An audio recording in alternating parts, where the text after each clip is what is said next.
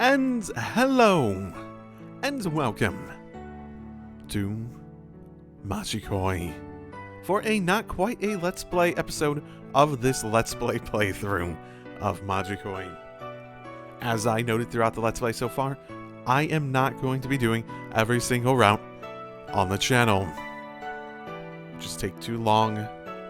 I think there's too much, etc., etc. I have lots of reasons that I don't think it's a great idea to do everything.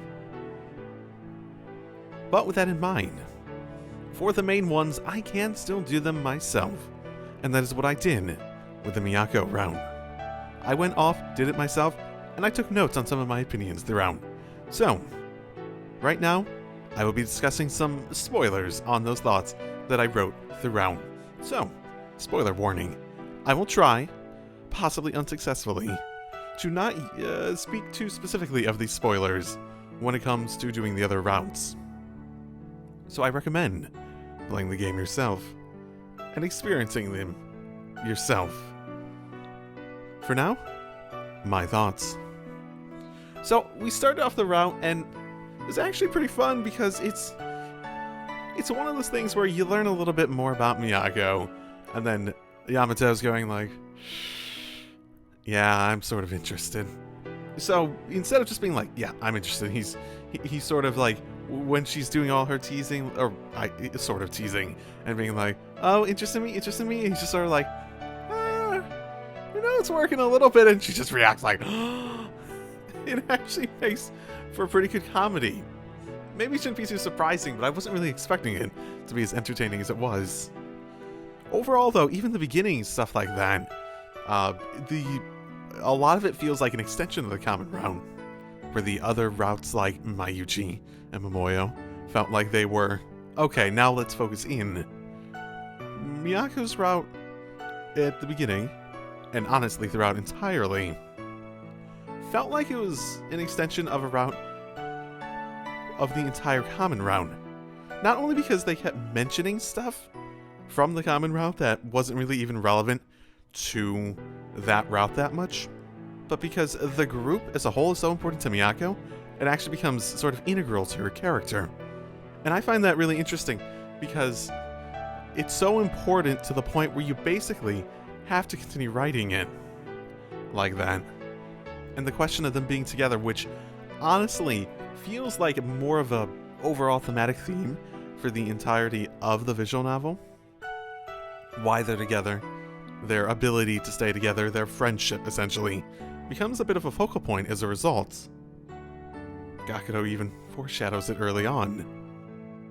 The next note I took was, the humor is a little more perverted than normal.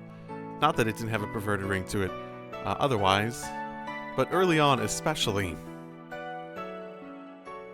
Though I suppose that also spawns from the fact that, weirdly enough, for their school festival, they have a fucking swimsuit contest? Oh, sorry, not swimsuit contest.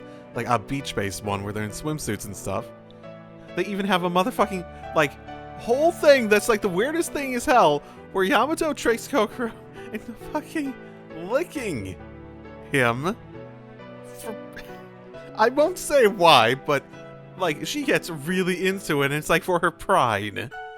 Kokoro, if you're not remembering, is the one in the kimono all the time. And they had, like, school swimsuit, like, options for everyone, too.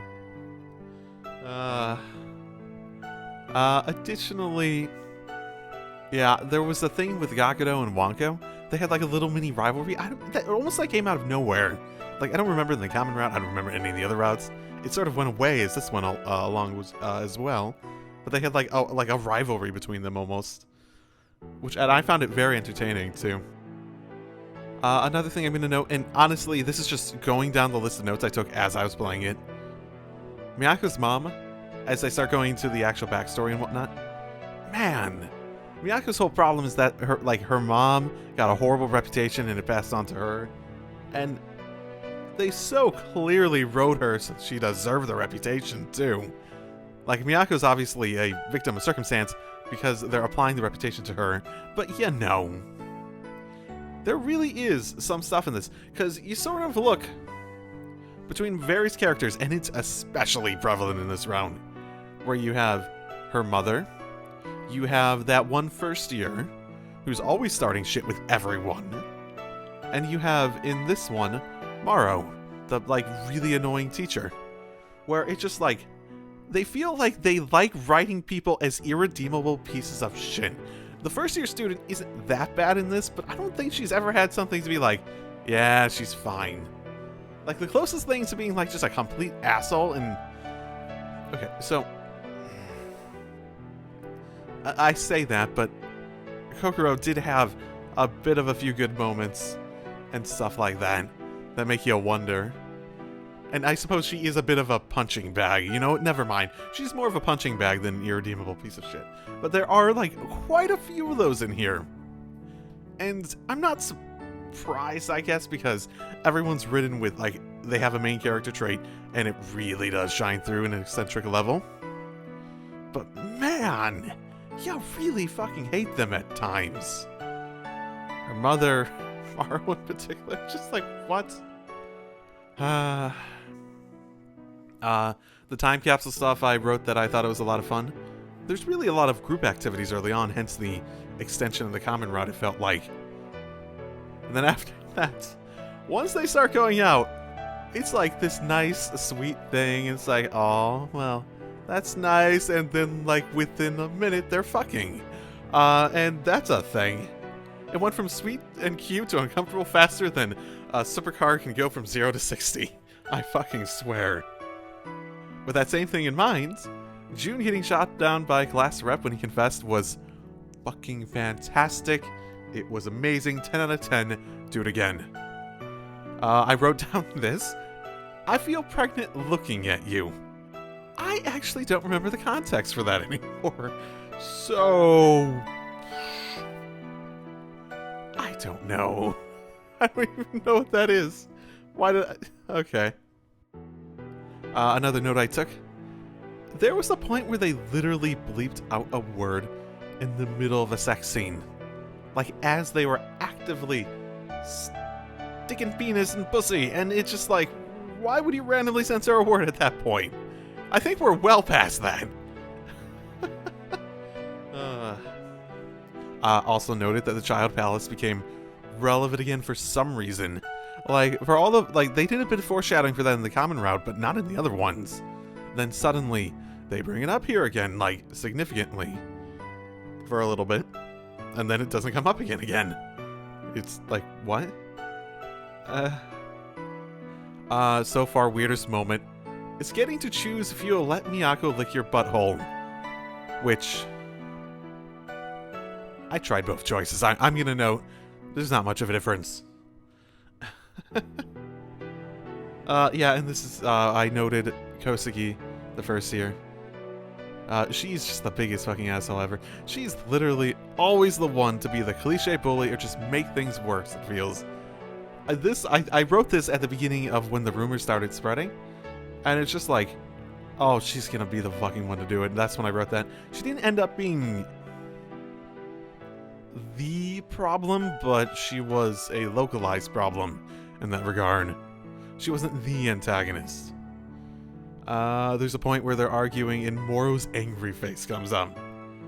The more I played this game, or this route in particular, the more I feel like Moro has the most character depth, like, of all the different characters. Like I said before, there's sort of a nature to the characters where they feel as though they have a very pronounced personality based on specific traits, and Moro might be the exception. Or I guess his thing might be that he's reserved. So every time he does make a significant emotion, it's like a significant play where it's like, okay, where did that come from?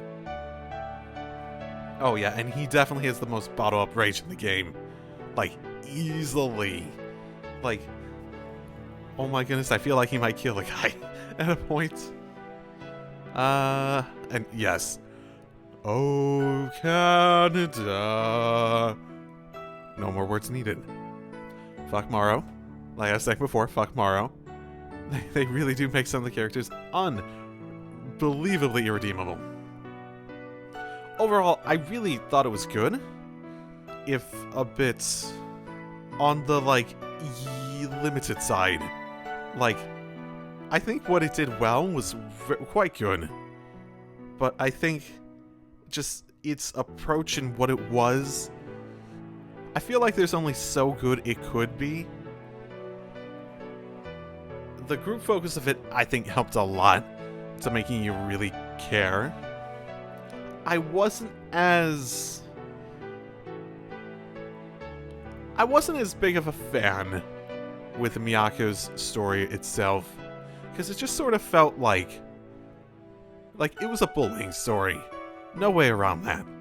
Like, it's unfair, it's shitty, it's that sort of thing. It's how you get over it, it's how it affects someone, it's how you move on in dependencies and whatnot. And I don't have a problem with the story and the character arc itself. It's just, it's kind of boring as a premise, I guess, like, in comparison to some of the others. It didn't have a whole lot that you couldn't be like, yeah, that's what's gonna happen. And then it happens. And it's like, it almost feels like the group stuff was partly brought in. Like all the different stories for, like, because everyone had their own side story going on throughout this. And they were all, like, fairly notable, too. For good reason, too. It felt like those were brought in partly to focus on that, because Miyako's story route didn't become particularly relevant until quite later on, even. Though I think the group stuff really did help the pace, too. Because, like, the Miyako stuff wasn't as interesting, so they sort of really made that feel more like a side story in the back burner until, like, the more significant parts. But ultimately, her story did end up feeling like a side story, in a sense. It felt like the story of the group as a whole was the more important thing to me, emotionally, than her particular story. I could say that because of that connection to the group, as well as the sincerity and significance of her overcoming her dependencies, it definitely was one of those endings with the most emotional weight driving it. And I felt a lot more satisfied with how things turned out than I'd suppose the other ones. But the other ones were more interesting to go through. I guess, in a sense. And it's like, I say her story doesn't have a ton of depth, but at the same time, it's not like the other ones had a ton more or anything like that. I guess they were just a bit more of deviation. They were a bit less predictable. It's probably a big part of it. And I suppose, like, for Momo's, the big appeal was, you know, it's actually, now that I think about it, for this one, the big appeal was the group story. For Momo's, the big appeal was Yamato's development. For Mayuchi's, the big appeal was her butt. No. The big appeal of that was seeing her make friends. It was just really, really satisfying. Miyako's had the most emotional weight because of the how much of a driving force the concept was. But I didn't feel like it stood up on its own as well. It became good because it was supplemented very well by the group story. And in a sense, thinking back on it, as we were going through it, it's just, I couldn't help but think, like, I feel like Miyako would be better off not getting with Yamato. Like, I get the story sort of pushed her in a direction that she could get over her dependencies while still having a relationship with him. But you gotta wonder how much of that emotion and stuff is, like, driven by that feeling of dependency. I guess it makes her love for him feel a little bit more shallow. I don't know, I guess from partly a romantic point of view, I don't actually see love born out of appreciation to be nearly as interesting. And that as well, I feel as though it's more of compelling and liberating story of self-empowerment when you're not basically just going back and I don't want to say relying on the thing you were dependent on before, because the point is that she's not. But the reason she loved Yamato so much is because of that dependency in a lot of ways. Because it feels like, and I honestly don't get the feeling of, like, anything more really contributing to it, that the reason she loves him versus just, like, really, really appreciating him, seeing him as a great friend like everyone else in the group, is because of that specific dependency of him as the person who saved her. As in, he'll be the one who'll be there for me. He'll be the one I can dedicate myself towards, that sort of thing. So it feels like it undercuts the message a little bit by having them end up together. But, you know, you couldn't have this route, because that's how these visual novels work if you didn't do that. So it is what it is. It feels like it undercuts it a little bit. Not immensely, but overall I thought it was pretty good. I thought it was quite good. I feel as though there was a limit to what it could be, though I suppose that might just be the nature of this visual novel in the first place, where it's really enjoyable, funny, and stuff like that, but from a dramatic point of view, there's only so much you can do with it. So the limit of how compelling it is will always be there.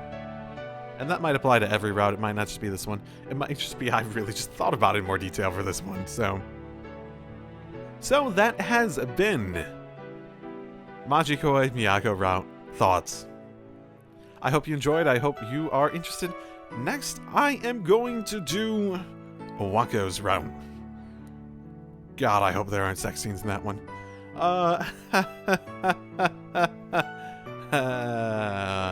And if you didn't notice, I have a new microphone.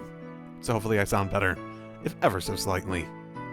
Other than that, I think I'm going to leave it there on this short little thoughts video, as I will come back with this relatively soon as I finish up Harmonia.